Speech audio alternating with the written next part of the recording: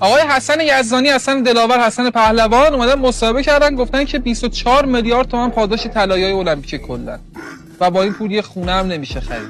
میگم نفر اول المپیک که 24-25 تومن یه خونه خوب میتونه بگیره تو این دور زمانه. اگه پول خوب میخوای واقعا در بیاری که بتونی باش خونه هم بخری، بیا فوتبال بازی کن.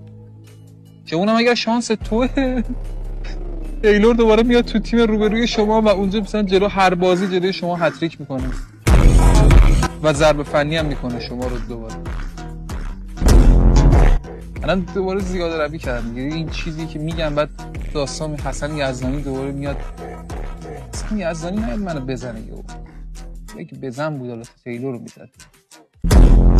شوخی دارم میکنم آقا، دارم با حسن یزدانی شوخی میکنم. خواهش میکنم طرفدارای ایشون، من خودم طرفدار ایشونم دیگه، طبیعیه. من حتما بین یزدانی و تیلور طرفدار یزدانی ام. بخوام چیکار کنم؟